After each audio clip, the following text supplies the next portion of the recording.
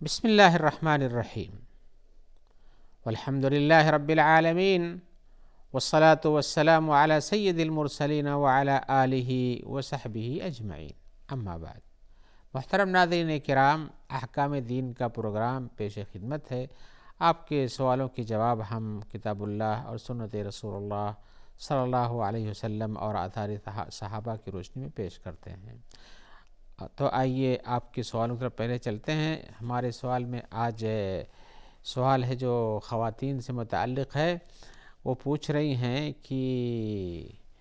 کیا میں جب اپنے والد صاحب کے گھر جاتی ہوں تو نماز قصر پڑھ سکتی ہوں، جو کہ ہمارے اپنے گھر میں جہاں ہم شوہر کے گھر میں رہتے ہیں وہ ایک قصر کی مسافت سے دور ہے، یعنی لمبا فاصلہ ہے، تو کیا ہمارے لیے درست ہے یا نہیں درست ہے؟ جواب میں ہم کہیں گے کہ اگر آپ ایک قصر کی مسافت کے حساب سے، جس کو ہم یہ کہہ لیجئے 80 کلومیٹر ہوتا ہے، یا کہ آپ پیدل جاتے ہیں تو ایک دن اور رات کا سفر ہوتا ہے، یا اونٹ پہ سوار ہو کے چلتے ہیں تب بھی ایک دن ایک رات کا سفر ہوتا ہے، تو اس حساب سے آپ کو اس میں قصر کرنا درست ہے۔ قصر کرنا درست ہے، چاہے آپ اپنے والد یا والدہ کے گھر پہ جائیں، یا اپنے کسی دوست احباب کے گھر پہ جائیں، رشتہ داروں میں ملنے جائیں، جہاں بھی جائیں، آپ کے گھر سے اگر وہ مسافت اتنی دوری جس کا ہم نے ابھی تذکرہ کیا ہے تو اس میں آپ کو قصر کرنا درست ہے، اور اس طرح سے قصر میں کوئی اختلاف نہیں ہے۔ شاید یہ سوال ان کے ذہن میں یہ اس لیے آ گیا ہو کہ عورتیں عام طور سے اپنے والدین کے گھر کو ہی اپنا گھر کہتی ہیں اور شوہر کے گھر کو اپنا گھر نہیں مانتی یا نہیں سمجھتی ہیں، تو ایسا نہیں ہے۔ جہاں آپ کی اقامت ہے، جہاں آپ رہتی ہیں برابر، اور جہاں آپ کے بچے رہتے ہیں، شوہر رہتے ہیں، وہی آپ کا گھر مانتا ہے، لہذا اس میں تو آپ کو قصر کرنے کی گنجائش نہیں ہے، یہاں آنے میں، یہاں رہنے میں۔ لیکن یہاں سے آپ جب سفر پہ جاتے ہیں، یہیں سے سفر شروع ہوتا ہے، تو آگے اگر قصر کی مسافت یعنی 80 کلومیٹر یا اس سے زائد، یا ایک ہی پیدل کا راستہ جو ایک دن ایک رات پہ محیط ہے، تو آپ کے لیے قصر کرنا درست ہے۔ آئیے ایک اور سوال کی طرف آتے ہیں۔ سوال میں ہمارے بھائی پوچھ رہے ہیں کہ کبھی کبھی جمعہ کے دن ہم مسجد میں جاتے ہیں، ہمارے لیے بھی پیش آتا ہے، دوسروں کو بھی ہم دیکھتے ہیں کہ امام صاحب جب منبر پہ بیٹھ جاتے ہیں اور اذان شروع ہو جاتی ہے، اب ہمارے سامنے دو کام ہو جاتے ہیں کہ ہم یا تو سنت پڑھیں مسجد میں جانے کی وجہ سے، تحیۃ المسجد جس کو کہتے ہیں ہم، اور یا ہے کہ ہم وہ نہ پڑھیں اور امام صاحب کے خطبے میں شریک ہو جائیں۔ ایک چیز یہ ہے، اور دوسرا اس میں یہ ہے کہ اذان ہوتی ہے تو کیا اذان کا جواب دینا شروع کریں اور سنت نہ پڑھیں، یا کہ سنت میں پڑھیں اور اذان کا جواب نہ دیں تاکہ خطبہ سن سکیں۔ ان کو اشکال اس لیے پیش آیا ہے کہ وہ کہہ رہے ہیں خطبہ سننا یہ واجب ہے اور اذان کا جواب دینا یہ سنت ہے، یعنی واجب نہیں ہے ان کے نزدیک، اس لیے واجب کو مقدم کرنا چاہیے اور سنت کو چھوڑ دینا چاہیے جب دونوں آپس میں ٹکراتے ہیں۔ ان کا یہ مفہوم ہے، اصل میں انہوں نے ہلکا سا اس کی طرف اشارہ بھی کیا ہے کہ یہ واجب ہے اور یہ سنت ہے۔ جواب میں ہم یہ کہنا چاہتے ہیں کہ بھائی مناسب تو یہ ہے، جیسا کہ آپ نے اپنے کام میں لکھا ہے کہ میں تو جاتا ہوں تو پہلے سنت شروع کر دیتا ہوں، پہلے اذان کا جواب دے لیتا ہوں، اس کے بعد جب اذان ختم ہوتی ہے امام صاحب بھی شروع کرتے ہیں تو میں اس وقت سنت پڑھنا شروع کر دیتا ہوں۔ ہم بھی کہتے ہیں کہ بھئی آپ کا یہ ایک عمل زیادہ مناسب ہے، اس لیے کہ اس میں دونوں سنتوں پر عمل ہو جاتا ہے، ایک کہ اذان کا جواب بھی دے لیتے ہیں، اور یہ کہ آپ خطبہ ابھی شروع ہوا ہے، وہ ابھی الحمدللہ وغیرہ میں ہیں، اور جب تک آپ جلدی سے سنت بھی پڑھ لیتے، اس لیے کہ جمعہ کی سنت خطبہ شروع ہو جانے کے بعد مختصر ہی پڑھنی چاہیے، چھوٹی چھوٹی صورتیں پڑھنا چاہیے اور جلدی پڑھنا چاہیے تاکہ خطبے کا زیادہ حصہ سن سکیں۔ تو اگر آپ اس طرح سے دو اچھائیوں کو اکٹھا کر لیتے تو بہتر ہے، لیکن ہم اس کے ساتھ یہ کہیں گے کہ اگر کوئی ایسا ہے جو سنت مسجد میں داخلے کے بعد گرچہ اذان ہو رہی ہو وہ سنت پڑھنا شروع کر دیتا ہے، اور بعد میں جب سنت پڑھ چکا ہوتا ہے اذان ختم ہو جاتی ہے اور امام صاحب کا خطبہ شروع ہو جاتا ہے تو خطبہ سنتا ہے، اس کا بھی کام درست ہے اپنی جگہ پر، کوئی شرعی ایسی مخالفت نہیں ہے، اور اگر اس کے برخلاف کرتا جیسا آپ نے کیا ہے کہ آپ پہلے اذان کا جواب دے لیتے ہیں مؤذن کے ساتھ اور دعا پڑھنے کے بعد آپ پھر سنت پڑھتے ہیں جب تک امام صاحب کا خطبہ شروع ہوتا ہے اور آپ جلدی مختصر کر کے امام صاحب کا خطبہ سننا شروع کر دیتے ہیں، تو یہ بھی درست ہے، کوئی مشکل نہیں، یہ بھی افضل ہے۔ لیکن چونکہ آپ کے کام میں دو کام نیکی کے آ جاتے ہیں، اس لیے ہم نے کہا یہ افضل اور بہتر یہی ہے۔ حدیث میں آیا ہوا ہے وَإِذَا سَمِعْتُمُ الْمُؤَذِّنَ فَقُولُوا مِثْلَ مَا يَقُولُ، یہ مسلم شریف کی روایت ہے کہ جب تم مؤذن کو اذان دیتے سنو تو تم بھی کہو جیسے کہ مؤذن کہتا ہے۔ یہاں بھی ایک حکم پایا جاتا ہے، لہذا مؤذن کی اذان کے ساتھ سننا بھی ضروری ہے۔ اور اسی طرح سے ایک دوسری روایت جس کی بنیاد پر یہ اشکال یا پیدا ہوتا ہے، بخاری شریف کی روایت میں اور مسلم میں بھی ہے، اذا دخل احدکم المسجد فلا یجلس حتی یصلی رکعتین، جب تم میں سے کوئی آدمی مسجد میں داخل ہو تو جب تک کہ 2 رکعت پڑھنا لے نہ بیٹھے۔ تو آپ اگر وہاں جاتے ہیں اور کھڑے ہو کے جواب دے لیتے ہیں، اس کے بعد آپ سنت پڑھتے ہیں، پھر بیٹھتے ہیں، آپ ابھی پہنچے ہی اذان شروع ہو گئی تھی، ایسا بہت ہوتا ہے لوگوں کے لیے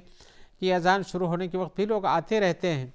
تو انہیں اذان کا جواب دیں اور اس کے بعد سنت پڑھیں، پھر اس کے بعد بیٹھیں، یہ بھی درست ہے۔ اور اگر چاہیں تو آپ سنت پڑھنا شروع کریں، مسجد میں تو آپ داخل ہو گئے تو آپ کو سنت پڑھنے میں اب کوئی اشکال نہیں رہ گیا ہے، وہ بھی پڑھ سکتے ہیں۔ لیکن اگر دونوں کام کر سکتے ہوں، اس لیے کہ اذان ختم ہو گئی اور آپ سنت پڑھ رہے تھے، اس کے بعد خطبہ شروع ہو گیا تو اذان کا جواب تو آپ سے چلا جاتا ہے، لہذا اگر دونوں نیکیاں اکٹھا کر سکتے ہیں تو کر لیں، اچھی بات ہے، اس میں کچھ حرج نہیں۔ لیکن اگر کوئی اس کے برخلاف کرتا ہے تو اس میں کوئی اعتراض کی بات نہیں ہے، دونوں حدیثوں کے حکم کے حساب سے چل رہے ہیں۔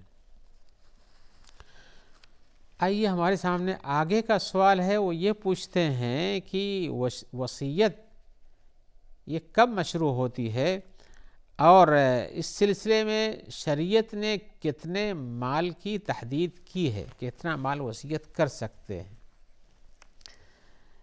تو جواب ہم کہیں گے کہ وصیت کرنا یہ ہمیشہ مشروع ہے، زندگی کی کسی بھی موڑ پہ ہے، کسی بھی وقت بھی ہے، جب سے آپ جانتے ہیں اس بات کو، جب سے آپ کو کرنا چاہیے، اس میں کچھ حرج نہیں ہے۔ ایسا نہیں ہے کہ مرنے لگے تو وصیت لکھوانا شروع کر دے، یا ہے کہ اگر کوئی کہیں بہت بڑے سفر پہ جا رہا ہے تو وصیت لکھوا دے، نہیں، بلکہ آپ کو وصیت جو کرنی ہے وہ آپ کر سکتے ہیں، بلکہ اس سلسلے میں جلدی کرنا چاہیے۔ آپ کو کرنا ہے تو اس میں دیر کرنے کی کیا ضرورت ہے؟ اب کتنے مال کی کر سکتے ہیں یہ ایک مسئلہ ہے۔ آپ دیکھیں گے کہ کچھ لوگ آخری وقت میں، مشکل وقت میں پھنستے ہیں تو کہتے ہیں ہم نے اپنا میں وصیت کرتا ہوں کہ میرا پورا مال فلاں جگہ دے دیا جائے، فلاں ٹرسٹ میں دے دیا جائے، فلاں مدرسے کو دے دیا جائے، یا فلاں لوگوں میں خرچ کر دیا جائے۔ ایسے بھی وصیت کرنے کے لیے لوگ تیار ہو جاتے ہیں، تو اس کا حکم تو یہ ہے کہ یہ منع ہے ہمارا پورا مال دینے کے لیے۔ آئیے اس سلسلے میں ہم ایک روایت پیش کرتے ہیں جو رسول کے زمانے میں ایسا واقعہ پیش یوں آیا کہ رسول اللہ صلی اللہ علیہ وسلم جو حجۃ الوداع میں گئے تھے تو اس موقع پر وہاں سعد ابن ابی وقاص جو ہیں یہ بیمار ہو گئے، بہت بڑے مرتبے کے صحابی ہیں، تو یہ بیمار ہو گئے، مکے کے اندر بیمار ہو گئے۔ تو رسول اللہ صلی اللہ علیہ وسلم کو پتہ چلا تو آپ ان کی عیادت کرنے کے لیے آئے، تو کہا کہ اللہ تعالیٰ تمہیں شفا دے، لیکن برا ہو سعد ابن خولہ کا۔ تو سعد ابن خولہ ایک صحابی تھے، شاید ان کا انتقال اپنی ہجرت کی جگہ سے باہر ہوا، مکہ میں ہوا ہوگا، مجھے بالضبط یاد نہیں ہے۔ تو آپ نے کہا کہ اس سے پتہ چلا کہ رسول اللہ صلی اللہ علیہ وسلم، آدمی جب اپنے دین کی خاطر کسی جگہ سے چھوڑ کر ایسی جگہ چلا جائے جہاں دین کا کام اس کو آسانی سے کرنے کو ملتا ہو، پھر اس کو لوٹ کے اس پریشانی کی جگہ میں نہیں جانا چاہیے، یا وہاں مرنا بھی نہیں چاہیے جا کر کے۔ تو جب یہ آئے تو یہ کہتے ہیں کہ رسول اللہ صلی اللہ علیہ وسلم آئے تو آپ سے میں نے کہا کہ اللہ کے رسول، میں اپنا پورا مال اللہ کے راستے میں دینا چاہتا ہوں، اور میں مالدار ہوں، میرے پاس بہت ساری چیزیں ہیں، بہت زمین ہے، بہت مال پیسہ ہے میرے پاس، تو اور میرے پاس صرف ایک ہی بیٹی ہے، وہ کیا کرے گی کہ اس کو دیکھ کے سب دینا چاہتا ہوں۔ تو اللہ کے رسول نے کہا نہیں۔ پھر انہوں نے کہا کہ اچھا، اور روایتوں کے حساب سے پتہ چلتا ہے، انہوں نے کہا اچھا 2/3 دے دوں، تو آپ نے اس کا بھی انکار کیا۔ پھر اس کے بعد کہا کہ آدھا دے دوں، تو آپ نے اس کا کہا لا، یہ بھی نہیں کر سکتے ہو۔ پھر کہا اچھا 1/3 دے دوں، تو کہا ہاں ٹھیک ہے، لیکن یہ بھی بہت زیادہ ہے۔ تو لوگوں نے اسی حدیث کی بنیاد پر کہا ہے کہ 1/3 سے زیادہ کے مال کو لوگوں کے اللہ کے راستے میں دینے کی وصیت کرنا یہ درست نہیں ہے۔ اس لیے کیوں درست نہیں ہے؟ رسول اللہ صلی اللہ علیہ وسلم نے فرمایا اس موقع پر جب ان کا یہ ارادہ تھا، ان کی یہ نیت تھی خالص کہ ہم سب کچھ دے دیں گے، تو آپ نے موقع پہ جو بات فرمائی یہ بہت ہی اہم بات ہے۔ اس کو ہمیشہ ہر انسان کو دھیان رکھنا چاہیے، خاص طور سے وہ لوگ جو اپنے بچوں کو محروم کر دینا چاہتے ہیں یا ایک ہی اب سب کچھ خیر کی بنیاد پر سب کچھ دے دینا چاہتے ہیں۔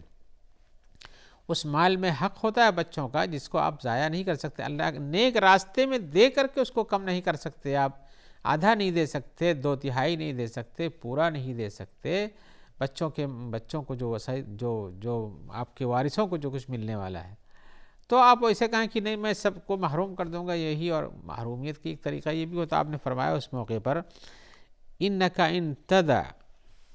ورثتک اغنیاء خیر من ان تدعهم عالة يتکففون الناس فی ایدیہم، تم اگر اپنا مال یہ چھوڑ دیتے ہو کہ تمہارے وارث تمہارے بات پائیں اور وہ غنی ہو رہے ہیں اور وہ ان کے پاس کفایت کا مال ہو جائے، یہ بہتر اس بات سے کہ تم چھوڑ دو کہ وہ لوگوں کے سامنے ہاتھ پھیلائیں اور بانک کے کھائیں۔ اور آپ نے آگے یہ بھی فرمایا وَإِنَّكَ مَهْمَا أَنفَقْتَ مِن نَفْقَةٍ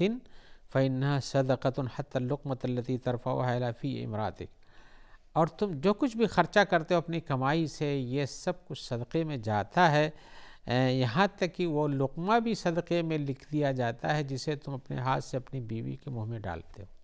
یعنی اپنے بچوں اور فیملی کے اوپر خرچ کرتے ہو، یہ بھی صدقات میں شمار ہوتا ہے، یہ بھی نیکی کا کام ہے۔ تو جب تم اپنے ہاتھ سے کرتے ہو نیکی ہے، تو بعد میں بھی چھوڑ کے جاؤ یہ نیکی ہے۔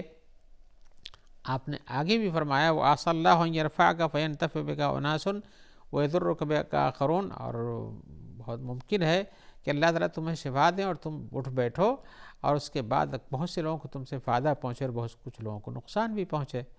تو حضرت سعد بن وقاص کی ایک ہی بیٹی تھی، اس لیے اپنا سب کچھ اتنی کمائی کے بعد سب کچھ دینا چاہتے، لیکن رسول اللہ کے رسول نے کہا کہ نہیں ایسا نہیں کرو، اور ممکن ہے تمہاری ضروریت پیدا، ان کی ضروریت پیدا ہوئی تو وہ فائدہ اٹھائیں۔ تو بتانا چاہتا ہوں کہ اولاً تو مال میں بیجا خرد برد حتیٰ کہ نیکی کے کام میں سب کچھ لٹا دینا یہ بھی درست نہیں ہے۔ اب وہ مسئلہ حضرت ابوبکر کے صدیق کے عمل کا پیش کرنا اور اس کے لیے جواب کا دوسرا وقت رہے گا، اس لیے کہ اتنا زیادہ اخلاص اور یہ لوگوں کے اندر پیدا نہیں ہوتا ہے۔ جب صحابہ کرام ہی کو رسول اللہ کے رسول نے روکا تھا کسی موقع پر حضرت سعد بن وقاص کو، تو یہ مناسب نہیں ہے۔ تو ایسی صورت میں اللہ کے رسول صلی اللہ علیہ وسلم کا یہ فرمان اپنی جگہ مناسب ہے کہ انسان کو وصیت کرنی چاہیے، اور کرنے کے لیے بھی جیسا کہ آپ نے کہا کہ کوئی آدمی کوئی رات نہ گزاری اللہ کہ اس کی وصیت اس کے تکیے کے نیچے لکھ کے رکھی ہوئی ہو، تو وصیت کرنا چاہیے، جو کچھ دینا ہے اسے لکھ دینا چاہیے، تاکہ پتہ نہیں انسان کی کب موت ہو جائے، لہذا وصیت کر کے دے دینا مناسب عمل ہے، اور اس کو لکھ دینا مناسب ہے کہ آپ کے مرنے کے بعد جن کو وراثت ملنی وراثت مل جائے، جن کو وصیت کا مال ملنا وہ وصیت بھی مل جائے۔ اور اسی طرح سے بچوں کو محروم کر کے جانا، اس طرح سے کام کر کے یہ مناسب نہیں ہے۔ اور دوسرے یہ کہ وصیت میں آدمی کو جو آپ نے پوچھا کتنی مقدار کی کا مال دیا جا سکتا ہے، وہ 1/3 سے زیادہ نہیں ہونا چاہیے۔ رسول اللہ صلی اللہ علیہ وسلم نے یہ بھی فرمایا کہ 1/3 مال بھی زیادہ ہے، اس سے اور کم دو، لیکن آپ نے 1/3 کی گنجائش رکھی اس میں۔ تو انسان کو اپنی جو وصیت لکھنی ہے، مال ہو یا مال کے علاوہ بھی ہو، جو وصیت کرنا چاہتا ہے اپنی فیملی کو، اپنے بچوں کو، اپنے لوگوں کو، اپنے ماتحتین کو، ماتحت لوگوں کو، تو ان کے لیے وصیت لکھنا چاہیے جس بھی چیز کا چاہتا ہے، اور مال کی وصیت ہے تو اس کو 1/3 سے زیادہ نہیں دینا چاہیے۔ آئیے ہم ایک اور سوال کی طرف آتے ہیں۔ سوال میں پوچھا جا رہا ہے کہ خاص طور سے ان لوگوں کے لیے ہے، یہ شاید ایسے ہی ان لوگوں نے پوچھا ہے کہ آدمی اپنی بیوی سے کتنے دنوں تک سفر میں رہ سکتا ہے، دور رہ سکتا ہے؟ کیا 1 سال، کیا 2 سال، کیا اس سے زیادہ؟ جبکہ اس کی ضرورت اس دوری میں یہ ہے کہ وہ رزق کی تلاش میں آیا ہوا ہے، یا ہے کہ اس کو کام ہی ایسا پڑتا ہے کہ جاتا ہے اور وہاں سے وہاں، وہاں سے وہاں جاتا رہتا ہے، وقت نہیں ملتا گھر لوٹنے کا۔ ایسے بھی لوگ ہوتے ہیں جو اپنے ہی ملک میں رہتے ہیں اور جلدی نہیں واپس پہنچ پاتے ہیں۔ تو کہہ رہا ہے کہ انہوں نے یہ بھی تذکرہ کیا ہمارے اوپر کبھی قرض بھی رہتا ہے جس کو ہم ادائیگی کے لیے کافی دن تک محنت کرتے ہیں تب اس کی ادائیگی ہو پاتی ہے۔ بہرحال جواب میں یہ ہے کہ انسان کو اپنی زندگی میں کیسے کیسے وقت گزارنا پڑتا ہے یہ تو اس کے ہاتھ میں نہیں ہے، جیسا وقت آتا ہے ویسا کرنا پڑتا ہے، مصلحت جہاں ہوتی ہے ویسا، اور چونکہ میاں بیوی کی مصلحتیں بچوں کی مصلحتیں اس میں ملی ہوئی ہیں، لہذا ان کی مصلحت کے خاطر اگر دور رہتا ہے اور اس پر رضامند ہے تو وہ 6 مہینے کیا سال 2 سال بھی رہ سکتا ہے، اور اس کا ایسے بہت سارے لوگوں کے ساتھ ہوتا بھی ہے کہ کام کی مصلحت چاہتی کہ اب زیادہ دن تک رکیں، یا آپ کی اس میں ایگریمنٹ میں اور آپ اس پر راضی ہوتے ہیں اس پر رکنے کے لیے، تو یہ آپ کی رضامندی سے کوئی روکتا ہے، آپ نہیں چاہیں گے تو نہیں رہیں گے۔ تو اگر انسان اسی طرح سے اپنے گھر سے بھی اس بات پر راضی ہے کہ ہاں 2 سال تک گھر کی مصلحت کے لیے دور رہتا ہے تو یہ اس کے لیے جائز ہے، اس میں کوئی مشکل نہیں ہے۔ البتہ یہ بات کہی جا سکتی ہے اور کہنا چاہیے بھی کہ انسان کے پاس اگر موقع ہے، چھٹیاں اس کو ملتی ہیں، اس کی کمائی میں اتنی برکت ہے جس سے وہ آسانی سے جا سکتا ہے اور لوٹ سکتا ہے، اور اس کے اپنی معیشت پر کوئی بڑا فرق نہیں پڑتا ہے، تو اسے ہر 4 مہینے 6 مہینے یا سال بھر میں جانا چاہیے۔ اس جانے کے فوائد ہر کوئی جانتا ہے، اس سے عفت و عصمت حاصل ہوتی ہے، اس سے گھر والوں سے ملاقات اور زیارت ہوتی ہے، اور اسی طرح سے ان کے درمیان اس سے ایک طرح کی محبت بڑھتی ہے، ورنہ دوری پیدا کر دیتی ہے۔ لہذا انسان کا جب ممکن ہو تو جانا چاہیے، لیکن گھر کی مصلحت اور اسی طرح سے قرضہ دینے کے لیے یا کام کی نوعیت ہی ایسی ہے، یا کہ گھر والوں کا اتفاق ہے کہ آپ اتنے دن رہو، یا آپ نے پہلے سے ایگریمنٹ کیا ہوا کہ ہم کو اتنے دن رہنا ہے اور ضرورت کے حساب سے آدمی کرتا ہے، تو اس کے لیے جائز ہے، شریعت اس کو منع نہیں کرتی ہے، لیکن مستحسن یہ ہے کہ انسان کو جب بھی موقع ملے جاتے رہنا چاہیے۔ آئیے ایک اور سوال کی طرف آتے ہیں، اور اس سوال کے شروع کرنے سے پہلے ہم یہ بتانا چاہتے ہیں جو کہ اسی سے متعلق تھا، اور شاید ہم اپنا ابھی بند کر دیں، وہ یہ ہے کہ انسان اپنی دنیا کی زندگی میں چونکہ مختلف حالات کا شکار ہوتا ہے، لہذا اس کے لیے دنیا کی مصلحت اور معیشت اور کسب مال یہ ایک بہت بڑا اچھا کام ہے، اور کسب مال کرنا یہ شریعت کا حکم ہے۔ ایسا نہیں ہے کہ آپ کہیں کہ ہم دنیا کمانے کے لیے دین کا کام، یہ دنیا کمانا بھی دین کا کام بنتا ہے، بشرطے کہ آپ کی نیتیں درست ہوں اور اس کو صحیح جگہ خرچہ کرتے ہوں۔ لہذا یہ کسب مال کرنا، نوکری کرنا، پیسے کمانا، یہ بھی ایک طرح کا کام ہے جو کہ شریعت کی نظر میں بہت اچھا ہے، اور اس کے ذریعے سے آپ اپنی عزت و عفت بچاتے ہیں، گھر والوں کی عزت بچاتے ہیں، ان کو بانکنے سے اور بھوکمری سے بچاتے ہیں، یہ کتنا بڑا کام ہے۔ لہذا اس سلسلے میں اگر آپ سے کہیں تاخیر کسی اور کام میں کچھ کمی ہو جاتی ہے، بشرطے کہ وہاں فساد عظیم نہ ہوتا ہو، تو آپ کے لیے رکنا درست ہے۔ یہ تنبیہ ضروری تھی، اور آئیے ہم اسی تنبیہ کے ساتھ امید رکھتے ہیں کہ انشاءاللہ آپ سے جلد ملاقات رہے گی، جس میں آپ کے سوالات رہیں گے اور ہماری جانب سے ان کے جواب بھی دیے جائیں گے، اور جب تک کے لیے ہم دعا کرتے ہیں کہ اللہ تعالی ہم سب کو خیر سے رکھے، اور جو لوگ آپ کے ساتھ اس پروگرام کو پہنچانے میں تعاون کرتے ہیں، پہنچاتے ہیں، اللہ تعالی ان سب کو بھی جزائے خیر عطا فرمائے۔ السلام علیکم ورحمۃ اللہ وبرکاتہ۔